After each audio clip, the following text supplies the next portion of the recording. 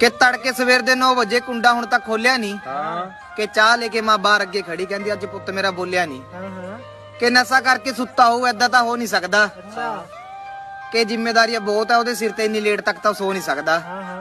ਕਿ ਆਂਢ ਗੁਆਂਢ ਸੱਦ ਲਿਆ, ਦਿਲ 'ਚ ਹੋਲ ਪਾਈ ਜਾਵੇ ਕਿ ਆ ਕੇ ਦੇਖਿਓ ਕੀ ਹੋਇਆ, ਚਾਚੇ ਤਾਇਆ ਦੇ ਮੁੰਡਿਆਂ ਨੂੰ ਬੁਲਾਈ ਜਾਵੇ। ਕਿ ਆਵਾਜ਼ਾਂ ਮਾਰ ਮਾਰ ਥੱਕ ਗਿਆ, ਅੰਦਰੋਂ ਆਵਾਜ਼ ਕੋਈ ਆਈ ਨਹੀਂ। ਕਹਿੰਦਾ ਕੁਝ ਨਾ ਕੁਝ ਤਾਂ ਹੋਇਆ ਲੱਗਦਾ, ਅੱਖਾਂ ਭਰ ਆਇਆ ਵੱਡਾ ਭਾਈ ਨਹੀਂ। ਕਿ ਤੋੜਿਆ ਦਰਵਾਜ਼ਾ, ਪੱਖੇ ਵੱਲ ਦੇਖ ਅੱਕਾ ਬੱਕਾ ਰਹਿ ਗਿਆ। ਕਿ ਦੁੱਖਾਂ ਨਾਲ ਕਹਿੰਦਾ ਨਾ ਇੱਕ ਹੋ ਮਾਂ ਦਾ ਜਵਾਨ ਪੁੱਤ ਦੁਨੀਆ ਨੂੰ ਅਲਵਿਦਾ ਕਹਿ ਗਿਆ। ਆਇਆ ਨਾ ਫਟਾਂ ਨੂੰ ਬੁੱਕ ਜਾਣ ਮਗਰੋਂ ਸੋਣੀ ਕਿਉਂ ਨਹੀਂ।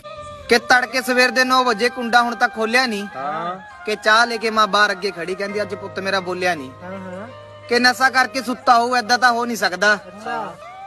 ਕਿ ਜ਼ਿੰਮੇਵਾਰੀਆਂ ਬਹੁਤ ਆ ਉਹਦੇ ਸਿਰ ਤੇ, ਇੰਨੀ ਲੇਟ ਤੱਕ ਤਾਂ ਸੋ ਨਹੀਂ ਸਕਦਾ। ਕਿ ਆਂਢ ਗੁਆਂਢ